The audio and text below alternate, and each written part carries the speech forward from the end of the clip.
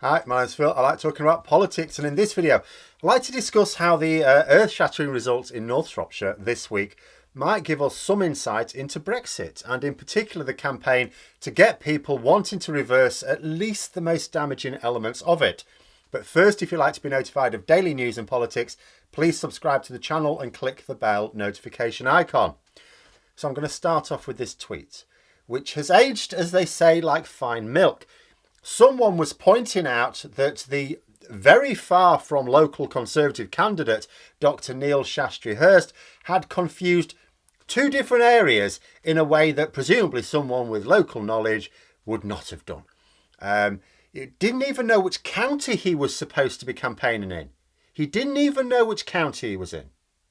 And Boris Johnson couldn't even name the candidate, didn't know who he was. The point being made is that the Conservatives were taking the people of North Shropshire for granted. You know, we're so confident that you will trot along and vote for us that we can't even be bothered taking the by-election seriously. A Conservative MP decided to turn the tables by saying, well, I think you'll find that the Lib Dems have put up a staunch Remainer, which was a real show of contempt for the voters in this local area. But that staunch Remainer was just voted to be their elected representative in Westminster. This area voted for Brexit by about 60% to 40%. Not an overwhelming majority, but definitely well beyond the margin of like 52% that was the result across the UK. Now, what does this show? If nothing else, it shows that people in North Shropshire were not largely voting along Brexit lines. The campaign wasn't run along Brexit lines, at least, not on the part of the Liberal Democrats. They were focusing on issues relevant to the local populace. But Brexit was neither here nor there in the campaign. It's how Labour are wanting to fight the next election as well. Not on Brexit, even though they want to align more with the EU if they win power, just like the Lib Dems. And here's the reason. Voters do not always decide to use their vote based on a single issue for a Westminster seat. There's a whole range of issues at play. You know, and when they do have it on a single issue, it's not always the same issue. You know, there are a lot of people who do not like Brexit. They want the damage to stop. You can see polls that show there's a significant number of people actually want it reversed. And these people will support action to deal with Brexit competently, to move us back. They will, you know, even fully reverse it potentially. But they will not necessarily spend their general election vote on that issue. So when people vote for a particular party, they do so for something, whatever is important to them, but they also recognise costs. You know, there'll be things they don't agree with, of course. You know, for most voters, there are some things about the party or candidate that they are voting for that they do not like. They make that vote in a balanced way to get what they think is the best overall outcome. What's the best net effect? You know, for some Remainers or Rejoiners, whatever you want to call us, they might still vote Tory if they think that Brexit is the price they pay for some other benefits. Neither Labour nor the Lib Dems are going to persuade the die-hard Brexit supporters to join their cause. They're never going to go after the hard Brexiteers. Not happening. Why would these people that still support Brexit after all this vote for the soft Brexit parties when there are two hard Brexit groups to back? They won't. So what both Labour and the Lib Dems need to do is to expose what those pragmatic Remainers think are benefits to voting Conservative. They may think that the Conservatives are better with the economy. They're not. Expose it. They may think that the Conservatives are better at managing law and order. They are not. Expose that. They may think that they're more serious on the world stage. Behave yourself. But expose that too. Whatever it is that people think are the benefits of voting Conservative, expose it as a fallacy, and then the cost of having to support Brexit with their vote doesn't seem worth it. It's the same calculation that Conservative MPs had with supporting Boris Johnson as their leader. They knew right from the start that he was not a serious statesman. Nothing has come as a surprise to MPs.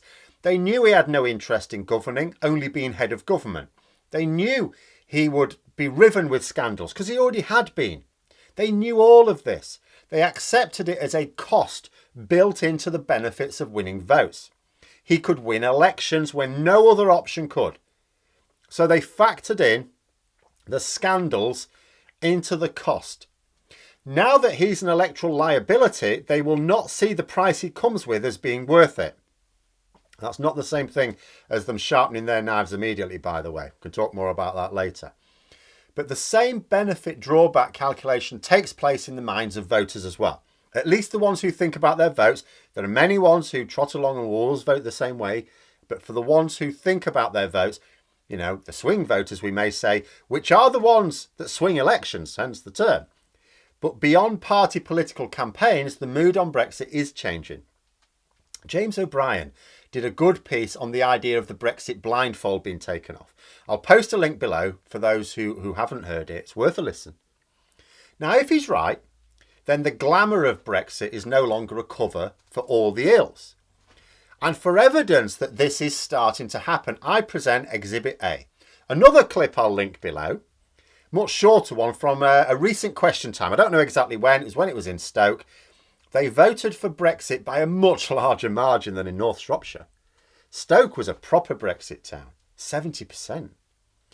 The poor unfortunate in the clip, and I'm afraid I don't know who she is. She may be a Tory MP, she may be just a random Brexiteer.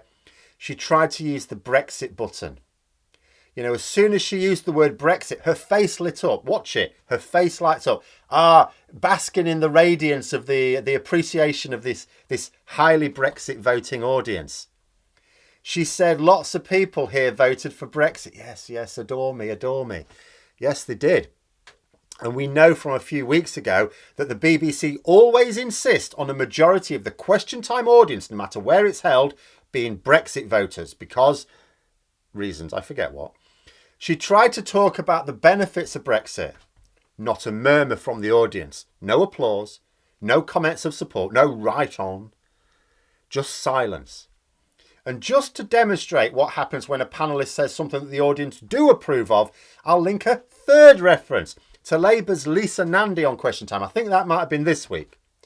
The audience is not silent out of politeness or sheepishness, but because waving the Brexit flag doesn't work anymore. It's stopped working. Now, that doesn't mean there's no support for Brexit left. Of course there is. Significant. Even that silent audience in Stoke will have had a significant number of people who I bet still think Brexit can work. But you will no longer get them clapping like seals by mentioning the word or some vague promises for the future. Those people voted for Brexit over 5 years ago. They voted to get it finally done 2 years ago. We left the EU 23 months ago. We left the single market and customs union 12 months ago. They don't want to hear any more about what Brexit will bring. They want to hear about what it has brought. A tricky prospect when all it's actually brought has been high inflation and shortages, to say nothing of a diminished role on the world stage. But that is where Brexit is moving now. Fewer people will be impressed of promises of shiny things to come. We have Brexit now. Where are our promised benefits? This is what they will ask. They'll sit there with their arms folded if you try and talk about them in 5 years' time, 10 years' time, 50 years' time. Not interested. Now, what have we got now? And I'm not suggesting the audience was silent because they all hate Brexit now, like I said. Just that they will no longer be impressed by anything related to Brexit that is not an actual benefit that they can see, preferably even benefit from themselves. And Brexit is just 1 year old. As a concept, we've had it crushing our souls for 5. But the reality is just 1 year old. Well, in a couple of weeks. Next year, it'll be even worse. It will also be harder to blame the impacts on other things as the rest of the world continues to recover, at least economically, from COVID. With each passing year, the glamour of Brexit fades in the eyes of the former believers. But the Conservatives still are bang on about Brexit when they get pushed into a corner and they can't, an argument they can't win. They just, Brexit or vaccines, one or the other. Even when it doesn't work, they still bring it out. And that is because they've got nothing else. Nothing left to distract people from what they're doing. They're trying to push their culture war. Sure, that's what they try and do now to distract. But that has also backfired a few times. You know, this is why there are some in the Conservative Party who wanted an early general election in 2022. It's why they rushed this summer to get themselves in a position to be able to sort out candidates at very short notice. It was not impossible to have had a general election already this year. It's because their strategists know that as more time passes, with each passing year, the damage of Brexit grows. They also know there's a chance that the people now running the main opposition will gain more experience, learn lessons, more competence, who knows, can happen, and more traction. If they are forced to fight the election in 2024, which is the latest they can, could be catastrophic for them. But Boris Johnson has knackered any chance of an election in 2022 unless MPs act very quickly against him. But I'm not seeing the signs that they will do so, and I've already explained the rationale behind that, may do it again.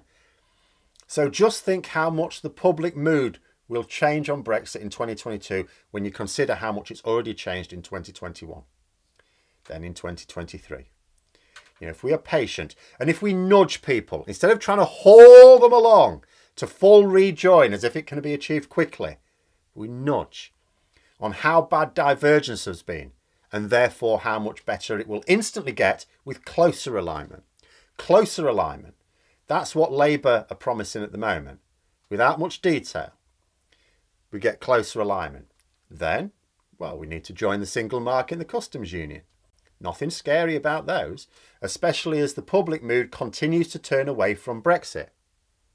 But those are my thoughts. Let me know yours in the comments below. I hope you found the video interesting. If you did, don't forget to click the like button. If you'd like to support the channel further, please also click the Patreon link for details. And until next time, I'll see you later.